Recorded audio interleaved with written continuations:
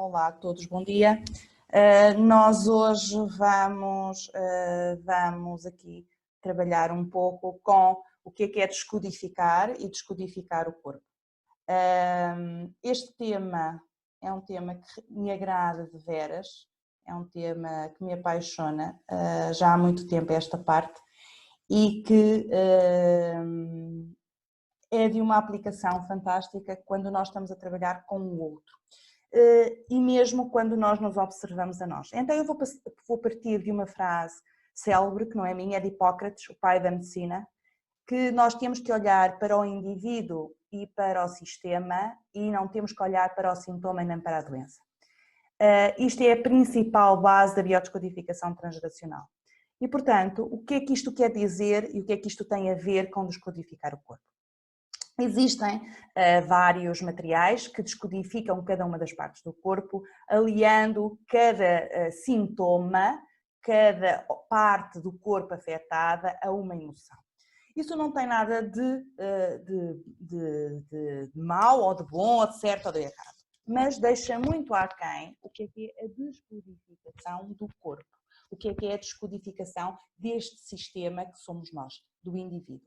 E voltando novamente a Hipócrates, quando nós nos limitamos a ler sobre um determinado sintoma e o que é que esse sintoma produz, ou ler sobre uma doença que nos afeta uma determinada parte do corpo, deixa a análise muito aquém do expectável e pode criar conflito. E pode não ser verdade, porque a pessoa pode ter um conflito no fígado e a sua razão ser no tubo digestivo inteiro.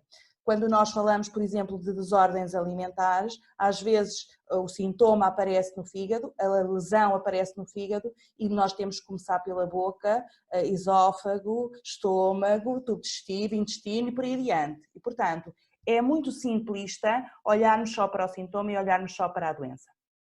E, portanto, temos que olhar o indivíduo e olhar para o sistema. E descodificar o corpo é isso, é não olhar para um sintoma em isolado, é não olhar para uma característica em isolado, mas é observarmos o indivíduo no seu todo.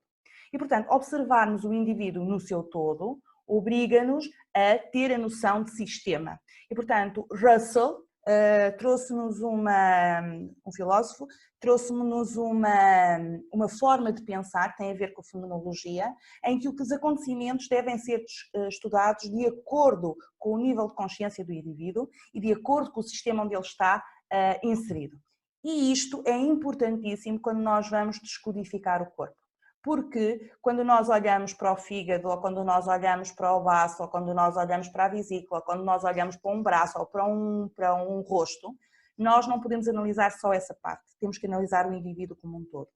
E, portanto, ao analisar o indivíduo como um todo, nós vamos àquilo que Christian Van Elfs, um austríaco, um psicoterapeuta austríaco, diz: o todo é maior que a soma das partes. E, portanto, eu olhar para as partes em separado, sem ver essas partes no todo, eu vou perder informação e eu vou criar informação ou fazer uma interpretação que acaba por não estar de veras correta. E, portanto, olhar o corpo no seu contexto, é fazer essa respectiva descodificação. Quando nós descodificamos o corpo, não é? Nós temos que olhar para as diferentes partes do corpo. Nós temos que olhar para o rosto, que nos dá muitas informações, e nós temos que olhar para a restante parte do corpo, onde se estuda através da ontologia do movimento. Então, a ontologia do movimento é uma área muito interessante dentro da descodificação do corpo, em que cada movimento me dá a percepção daquilo que eu preciso de trabalhar em mim. Como assim, Carla? Por exemplo, quando nós trabalhamos em vivenciais e, portanto, estudar a árvore genealógica, estudar o transgeracional, estudar a biodescodificação, é estudar movimento. Porquê? Porque a vida é movimento. E, portanto, estudar a árvore, estudar o transgeracional não é pegar num monte de páginas, fazer um monte de cálculos e, ao plof, dar-nos uma estrutura montada. Resolver essa estrutura usando o corpo é aquilo que, ao longo da segunda metade do século XX, psicoterapeutas, físicos, médicos, a parte psicossomática vem a falar. Portanto, observar o corpo através do sintoma, mas ter uma abrangência geral. E, portanto, quando nós vamos à ontologia do movimento, Cada gesto que nós fazemos numa determinada dinâmica tem uma determinada correspondência, tem uma determinada área que é preciso trabalhar do indivíduo. E este corpo que nós temos, quando em dinâmica, quando em vivencial, com uma determinada proposta, reage de uma determinada forma. Por isso é que nós dizemos que quando é colocado em determinada dinâmica, por exemplo, se colocamos uma determinada música com uma determinada dinâmica, cada pessoa vai reagir de uma diferente forma. E é muito interessante que a pessoa A vai trabalhar o álcool do avô e a pessoa B vai trabalhar o abuso da avó. A dinâmica é a mesma, a música é a mesma, a memória celular que é despertada é completamente diferente. E aí é que tem a beleza do descodificar o corpo e perceber que determinada dinâmica não funciona para um indivíduo, mas vai funcionar para outro. E aí vamos aos seus traços de caráter. Porque se nós estivermos a trabalhar com alguém que tenha um traço de caráter oral, vamos ter que usar uma dinâmica completamente diferente a uma pessoa que tenha que desenvolver a questão do traço de caráter ocular ou a questão do traço de caráter torácico, que tem a ver com a minha cintura escapular. Então, pegando num exemplo tão simples quanto este, a grande maioria das pessoas, quando nós falamos em prazer de viver, nós temos que ter a fluidez deste movimento. Então, a simples fluidez deste movimento, na grande maioria das pessoas, acaba por não ser um movimento fluido, acaba por ser um movimento tem uma couraça em que a pessoa, em geral, as pessoas costumam ouvir dizer assim, o meu terapeuta desbloqueou-me a questão dos trapézios, mas passado uma semana ou duas eu volto a ter. Porquê? Porque temos que olhar para um indivíduo e não para o sintoma que é a questão dos trapézios. Quando a pessoa faz um movimento desta cintura escapular, quão presa ela está desse movimento? Não consegue articular os braços, não consegue os elevar, ou então tem dificuldade em movimentar esta parte peitoral. Qual é a parte do movimento que não é fluida, que não é flexível? A descodificação do corpo ajuda a perceber isto e ajuda a ir a essas couraças e ajuda a libertar, digamos assim, esse trauma.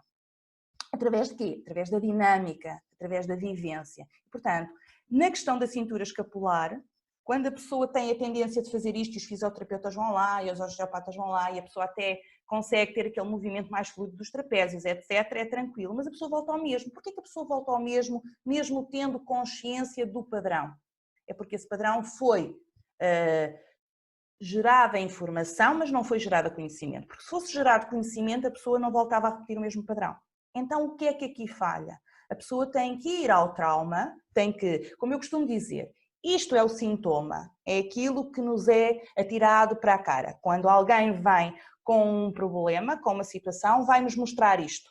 Mas por trás disto é que está o trauma. Então, o que se tem que fazer é retirar isto para descobrir isto, onde está o verdadeiro trauma. E a ontologia do movimento e a descodificação do corpo permite isso. Não entrando em conflito com aquilo que a pessoa diz, porque a realidade vai depender da percepção que a pessoa tem. A pessoa pode estar no resto do chão, no primeiro andar, no segundo andar, e é essa a realidade que a pessoa vai relatar. A verdadeira realidade é o que está por trás. E o que está por trás é o trauma, e é o que é preciso olhar e é o que é preciso resolver. Quando nós entramos na ontologia do movimento e quando nós fazemos este movimento da cintura escapular, consegue-se perceber como é que a pessoa está aberta para a vida. Como é que foi a sua relação, com os nãos que a vida lhe dá. Mas os nãos que a vida lhe dá pode ser os nãos que a vida deu aos avós, o não que a vida deu aos pais. E, portanto, como descobrir isso? Cada parte do nosso corpo trabalha a minha árvore genealógica. Quando nós pomos o corpo em movimento numa dinâmica, nós vamos trabalhar cada uma dessas partes. E, portanto, por vezes nem sempre é fácil, por vezes causa-nos desconforto. Porquê? Porque nós vamos à ferida. E olhar a ferida nem sempre é muito agradável. É muito interessante porque quando nós entramos na questão da ontologia do movimento, cada movimento vai dar um repertório da situação que a pessoa está a viver ou está a sentir. Isto quando estamos em vivência. Quando não estamos em vivência, quando estamos em atendimento, quando estamos a falar com o outro, quando estamos na parte profissional, o corpo fala por nós. É muito interessante perceber, e se vocês estiverem ao trabalho de ver vídeos e lives, que agora não faltam, tentem observar as parcerias que se fazem e qual é a empatia entre cada uma das pessoas. Se existe ou se não existe. se é paixão ou não é paixão. E, portanto, nós conseguimos perceber, todos nós conseguimos perceber de uma forma intuitiva, sem ter conhecimento de causa, quando é que a pessoa é apaixonada pelo tema ou quando a pessoa não é apaixonada pelo tema. Quando a pessoa sabe do tema ou quando a pessoa não sabe do tema. Porquê? Porque eu costumo dizer que quando nós nos apaixonamos pelo tema, seja ele qual for, nós conseguimos falar dele horas e horas a fio e não esgotamos o assunto.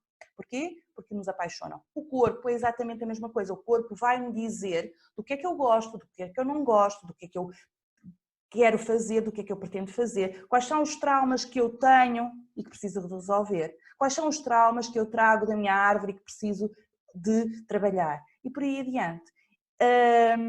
E, portanto, estudar a descodificação do corpo é um mundo. E é um mundo que não se faz numa semana, não se faz num mês. É um trabalho de longo prazo, como eu costumo dizer, em que tem que ser alargado e tem que ser visto de vários pontos de vista. Quando nós vamos ao rosto, só o rosto nos dá uma série de informações. Desde as nossas orelhas, que foi uma coisa que eu publiquei hoje, ao nosso nariz, à nossa boca, à nossa simetria do rosto ou não. Tudo isso nos dá indicações. Tudo isso nos dá indicações do que trabalhar a nível interno, do que trabalhar na minha árvore genealógica e de que tipo de parcerias é que devo fazer ou não. Porque não tem a ver com o outro ser bom ou menos bom, tem a ver com essa parceria ser plausível ou não ser plausível e por aí adiante. E é muito interessante percebermos que por vezes, na questão das parcerias, há parcerias que nunca jamais vão funcionar, não é por má vontade de ninguém, é simplesmente porque não cola, é simplesmente porque o corpo está a dizer que a minha história não vai formar puzzle com a história do outro e, portanto, não vai haver encaixe. E nós insistimos às vezes nesse encaixe nos relacionamentos, insistimos nesse encaixe nas amizades, insistimos nesse encaixe nos profissionais e quando nós estudamos descodificação do corpo, começando pela descodificação do rosto, é como se houvesse uma expansão de consciência. Nós vamos olhar para um indivíduo de uma outra forma. Então não vamos catalogar o indivíduo num conjunto de sintomas, na doença, mas vamos olhar o indivíduo e olhar para o sistema. E olhar o indivíduo e olhar para o sistema é único, porque pode haver uma série, e a biodescodificação tem, uma série de indicações para cada uma das patologias, mas a questão é muito mais profunda que isso. Pode haver patologias que nem sequer se adaptam àquele indivíduo em causa e a pessoa revela essa patologia. Porquê? Porque às vezes a questão que está no pulmão não é de pulmão. E isso faz a diferença quando nós vamos biodescodificar o corpo ou descodificar o corpo. Portanto, eu vou continuar com esta partilha aqui no YouTube e que vai haver continuação.